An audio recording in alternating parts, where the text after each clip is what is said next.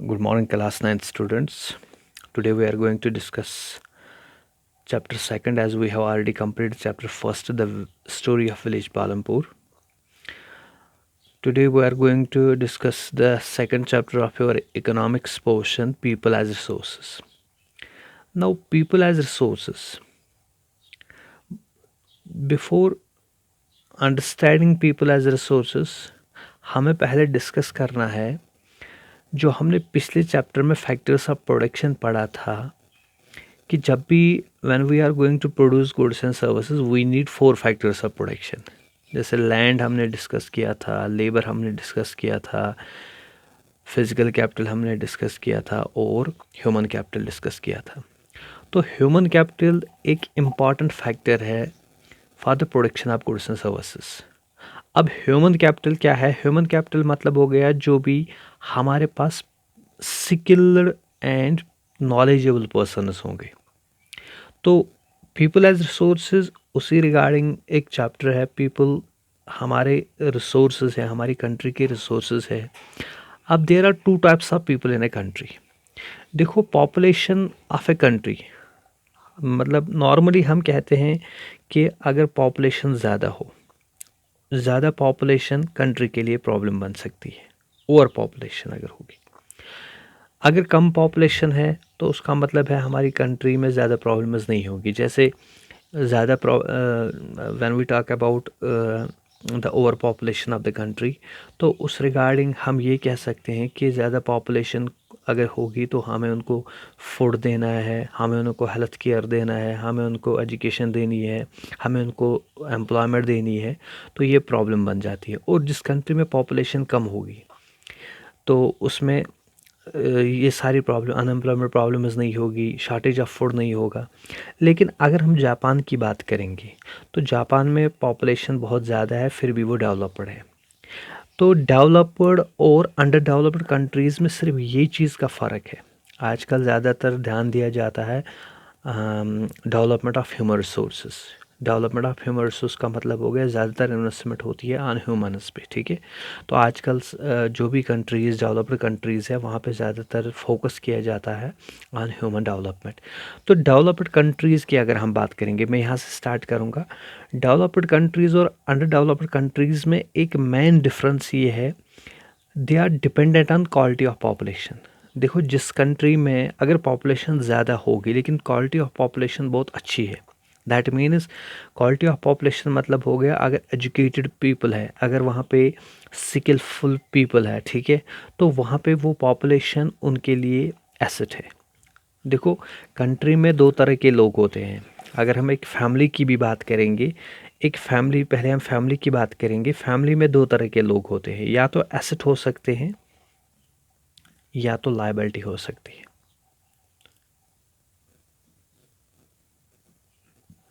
Asset का मतलब हो गया जो प्रोडक्टिव होते हैं, productive people in the family, productive family members. और लायबिलिटी का मतलब हो गया जो अनप्रोडक्टिव होते हैं, अनप्रोडक्टिविटी, अनप्रोडक्टिव। तो एसेट का मतलब हो गया पॉपुलेशन कब एसेट बनती है और पॉपुलेशन कब लायबिलिटी बनती है कंट्री के लिए। देखो, अगर एसेट की बात करेंगे, वो प्रोडक्टिव यूज़ होते हैं, मतलब उनके पास टैलेंट होता है, उनके पास स्किल होता है, उनके पास नॉलेज होती है, ठीक है। They are productive for the country. क्योंकि एक कंट्री की डेवलपमेंट की अगर हम बात करेंगे, कंट्री की डेवलपमेंट डिपेंड करती है क्वालिटी ऑफ पॉपुलेशन, जो मैंने पहले भी बताया।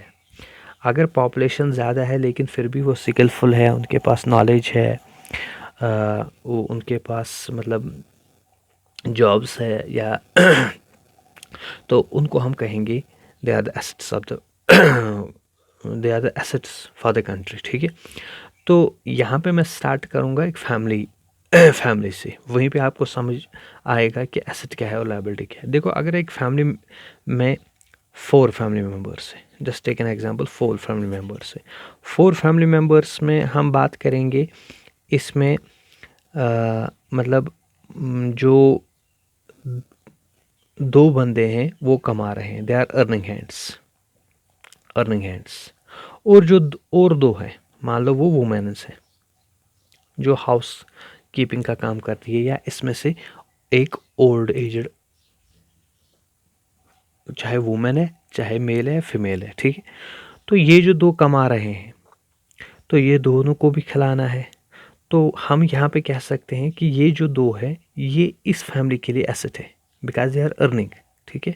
वो बैठे नहीं है, वो बेकार नहीं बैठे हैं, ठीक है। ये जो हैं 2, ये लायबिलिटी है। लायबिलिटी का मतलब अगर हम देखेंगे बोझ, मान लो बोझ है इस फैमिली पे। इसी तरह कंट्री में अगर हम बात करेंगे, कंट्री में 2 तरह के लोग होते हैं, जो प्रोडक्टिव यूज़ होते हैं, जो अनप्रोडक्टिव यूज़ होते हैं, ठीक है। तो प्रोडक्टिव यूज़ मतलब हो गए जो कुछ काम कर रहे हैं, जिनके पास कोई स्किल है, जिनके पास नॉलेज है, ठीक है। और अनप्रोडक्टिव मतलब हो गए जो बेकार बैठे हैं, ठीक है। जैसे अगर बेकार लोग बैठे हैं तो वो क्रिमिनल भी बन सकते हैं, ठीक है, वो टेररिस्ट भी बन सकते हैं, तो वो कंट्री के लिए खतरे हैं। तो इसी के बारे में आज हम पीपल एज ए रिसोर्स पढ़ेंगे। तो population as an asset for the country rather than a liability. तो पॉपुलेशन कंट्री के लिए एसेट भी हो सकती है रादर देन ए लायबिलिटी। मतलब अगर पॉपुलेशन, क्वालिटी ऑफ पॉपुलेशन बहुत अच्छी है तो वो कंट्री के लिए क्या है, इसका नेगेटिव इम्पैक्ट अगर हम देखेंगे। पॉजिटिव साइड में हम कह सकते हैं कि अगर ज़्यादा पॉपुलेशन है वो कंट्री के लिए क्या है, बेनिफिशियल है, ठीक है, वो लायबिलिटी नहीं। लेकिन नेगेटिव एस्पेक्ट अगर हम देखेंगे, देखो ओवर पॉपुलेशन का मतलब हो गया उन्हें हमें प्रोवाइड फूड करना है, उन्हें हमें एजुकेशन देनी है, मतलब उनको हमें हेल्थ फैसिलिटीज़ देनी है। तो ये प्रॉब्लम्स हमें फेस करनी है कंट्री में, ठीक है। तो अगर हम क्या करेंगे, अगर हम पॉपुलेशन को अच्छी तरह डेवलप करेंगे, अगर हम पीपल जो कंट्री के हैं उनको अच्छी तरह उन पे अच्छी इन्वेस्टमेंट करेंगे, ठीक है। जैसे investment in the form of education देंगे लोगों को, ट्रेनिंग देंगे, हेल्थ केयर देंगे, तो इससे क्या होगा, इसका अल्टीमेटली जो इफ़ेक्ट पड़ेगा, इसका जो रिज़ल्ट आएगा हमारे पास, जैसे साइंटिस्ट्स मतलब डेवलप होंगे, डॉक्टर्स डेवलप होंगे, टीचर्स डेवलप होंगे, तो that means it is beneficial for the country, ठीक है। तो ह्यूमन, इसको हम कहते हैं ह्यूमन कैपिटल, ठीक है। तो इसी के बारे में, ह्यूमन डेवलपमेंट के बारे में हमें स्टार्ट करना है। तो पीपल एज रिसोर्सेज क्या है, people as resources referring to a country's working people in terms of their as existing productive skills and abilities. तो अगर हम बात करेंगे पीपल एज रिसोर्सेज क्या है, पीपल एज रिसोर्सेज का मतलब हो गया वो लोग जो काम कर रहे हैं, जिनके पास कोई प्रोडक्टिव स्किल है, जिनके पास कोई एबिलिटीज़ है, जो काम कर रहे हैं, वर्किंग पीपल, ठीक है। तो पीपल एज रिसोर्सेज का मतलब हम लिख सकते हैं वो सारे लोग जो वर्किंग है, वर्किंग पीपल।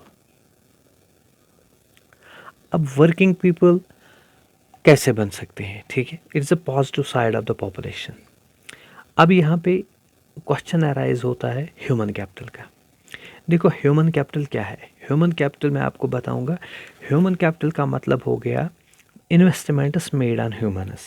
हम इन्वेस्टमेंट्स कर रहे हैं, हम खर्चे कर रहे हैं। जैसे एक बच्चा है जो पढ़ रहा है, उसके घर वाले उस पर खर्चे कर रहे हैं फॉर हिज फ्यूचर, मतलब गुड फ्यूचर, ठीक है। तो उसको हम कहेंगे it is an investment made on humans. तो ह्यूमन कैपिटल, अगर कल क्वेश्चन पूछा जाएगा what do you mean by human capital, तो आप कहेंगे human capital means investments made on humans. जब हम ह्यूमन्स पे खर्चा करेंगे, अब खर्चा किस सब में, ये नहीं कि उनको खाना खिलाना है, ठीक है, ये नहीं कि उनको कपड़े अच्छे देने हैं, बल्कि investment in the form of उनको एजुकेशन देनी है, उनको ट्रेनिंग फैसिलिटीज़ देनी है। ट्रेनिंग मतलब there are so many trades, जैसे training in the form of उनको कोई भी प्रोफेशनल बनाना है हमें, ठीक है, प्रोफेशनलिज्म सिखाना है उनको, तो उसमें ट्रेनिंग हम दे सकते हैं। उनको मेडिकल केयर देना है, मेडिकल केयर।